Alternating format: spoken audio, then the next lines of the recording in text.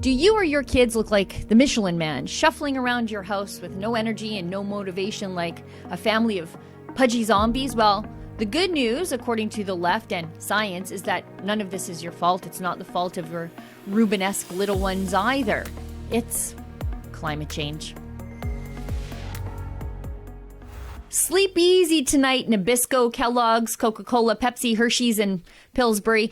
Breathe a sigh of relief, PlayStation, Microsoft, and Apple. Netflix, Amazon Prime, Disney Plus, you guys are off the hook too, because the stark rise in lifestyle-related illnesses stemming from childhood obesity and a Western sedentary lifestyle, well, experts say it's not your fault, and it's not your bouncing baby butterball's fault either. It's not the fault of the junk food companies or the lockdowns or tech companies either. If you're fat and if your kids are fat, well, good news, you get to blame it on climate change. My talk at the table is a new study showing how climate change, specifically higher temperatures, is making our children more inactive and more obese. The study published in journal Temperature found today's children are 30% less aerobically fit than their parents were at their age. Look at this. We'll read it from the Hill, but this story was published in just about every single mainstream media outlet last week for about 3 insufferable days straight. Warming global temperatures, fueled by climate change, are making children less physically fit and more obese than ever, a new study has found. A less active lifestyle caused by higher temperatures is putting kids at greater risk of suffering from heat-related health problems, including dehydration, heat cramps, heat exhaustion, and heat stroke, according to the study published in the journal Temperature on Friday.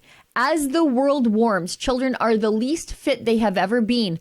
Author Shonda Morrison, an environmental exercise physiologist, what on earth is that, at Slovenia's university, said in a statement. I mean, this completely disregards that in the winter, us Canadians, at least anecdotally, get fat because we're forced to stay inside and do nothing just to survive because it's too cold, but okay. However, these sciencey types have been pushing this nonsense since about 2008, that it's just too hot outside for people to be active, which will then prompt them to sit in the basement and eat craft dinner and play video games, which might make sense if you look at the 9 billion people on the face of the earth through a very narrow Western worldview. The Western world is experiencing increasing rates of obesity, but parts of the world where it is much warmer, much warmer, they don't have the same obesity and illnesses that sedentary processed food eating Westerners have. It's not climate change, it's lifestyle, but anything to pass the blame away from personal failures and bad choices, I guess. Obesity is the real public health crisis.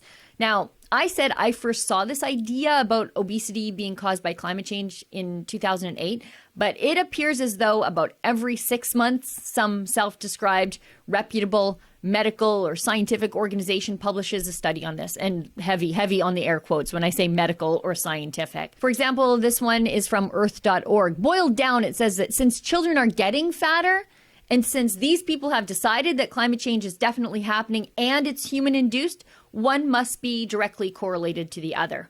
Probably has absolutely nothing to do with the complete inversion of the food pyramid and all those processed carbohydrates that kids take in out of convenience or necessity these days. And this article from WebMD poses the chicken or the egg question, but again, for this ridiculous topic. You see, obesity is going to make climate change worse, or will climate change make obesity worse? Or is this just a snake eating its tail and I should probably just get out of its way and let it happen and enjoy the uncomplicated view from over here where I love single-use plastics, burning my garbage and eating way too much steak? And let me be clear, I'm not making fun of obese kids or obese people. I feel terrible for them, and I'm angry at the decision makers who led society down this path, damning our young people to an existence inside a body that doesn't do what they need it to do. Society has failed kids on this issue, on many issues. We feed them garbage. We make them lazy. We make them depressed. We make them anxious. We make them shut-ins. And we addicted them to technology, which reinforces all the other problems of depression, anxiety, hermetism, and grabbing garbage food in between video games and Instagram reels. And we did it all the same way we did these last 2 years. The last 2 years, we let big pharma influence us. The last 50 years, we let big processed food do it. Big food influenced the government long before Big Pharma ever did. And boy, is it ever handy for those responsible for all of this mess to have the weather be the scapegoat for what they've done to our kids.